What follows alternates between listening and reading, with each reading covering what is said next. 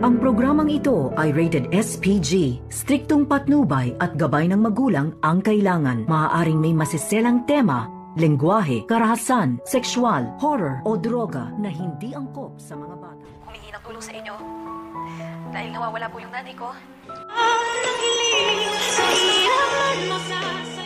Maligayang pagbabalik muli at welcome back dito sa aking munting channel. Narito na nga ang ating pakatutukan, Biyernes sa abot kamay na pangarap. Agad ngang nakaisip ng paraan itong si Doc Lendon Javier na kinakailangan nga daw nilang mag-ingay sa social media upang maguguluhan at maalerto itong si Doc Carlos Benetes. Kaya agad na nag-sit up itong si Doc Lendon ng kamera at nagla-live dito nga sa East Ridge Hospital. At dito naman na maraming nakapanood dito kay Dr. Santos sa kanyang hinihinging tulong. At isa na nga dito, itong caretaker sa bahay ni Carlos na napanood niya rin ang pananawagan dito ni Annalyn na humihingi nga dito umano ng tulong upang matagpuan daw itong kanyang ina na si Lynette. At dito naman na nagtataka itong caretaker na ito na kung bakit may bubog sa labas ng bahay ni Doc Carlos. At iniisip nito na nilolooban siguro ang mga ito. At dito niya nalaman kay Lynette na hindi pala sinama itong si Lynette dahil pilit pala siyang isinama ni Carlos. Kaya agad nagmamakaawa si Lynette dito sa lalaking ito na tulungan nga siyang makatakas. At dito naman na sinabi ng caretaker na ito kay Lynette na napapanood daw niya di umano ang pananawagan ng kanyang anak na nawawala nga daw ang kanyang ina.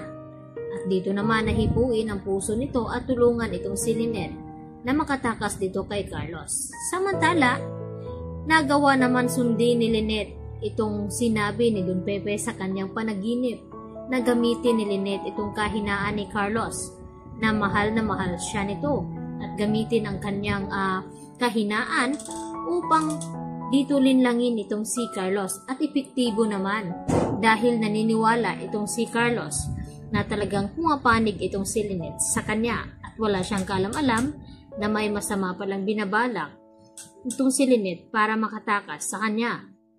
At dito nga na inutusan ni Lynette itong si Carlos na kunin itong kanyang bag dahil may painkiller nga daw siya dahil tila sumasakit daw ang ulo dito ni Lynette. At dito niya inilabas ang gamot at inilagay sa pagkain ni Carlos nang sa ganon ay makatulog ito at dito na siya bubuelo upang tumakas kay Carlos Benetes. Samantala, nagkakagulo naman dito sa Apex dahil hindi lang sa East Ridge nagla-live itong sina Annalyn at pati na rin dito sa Apex Hospital at nananawagan nga itong si RJ at Giselle. At si Annalyn na kung sino man ang nakakilala kay Carlos at Lynette ay mapagbigay alam sa kanila. At dito nga dumating itong si Harry at nagalit sa mga ginawa daw dito nila RJ at Annalyn na hindi dapat daw nagagawin iyon dahil magmukhang kriminal daw ang kanyang ama. At dito naman na nag-iisip itong si Chang Susan kung ano daw ang dapat nilang gawin.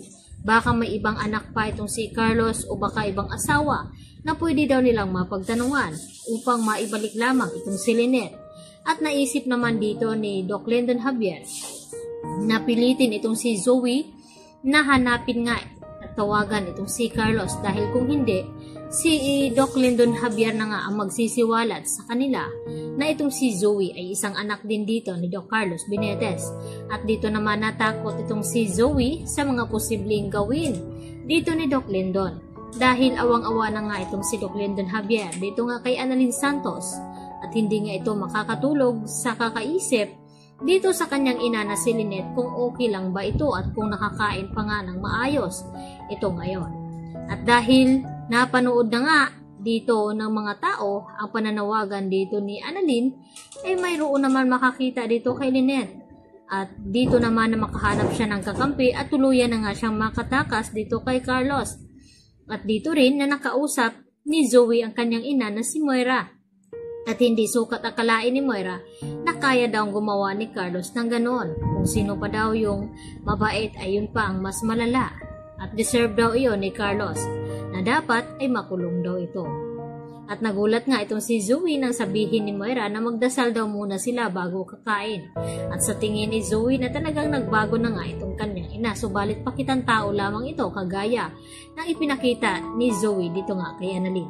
Kaya yan ang ating pakatutukan at aabangan bukas mga kapuso. Dito lamang yan sa Abot Kamay na Pangarap. At yan lang po muna ang aking karagdagan latest update. Marami pong salamat sa inyong panonood.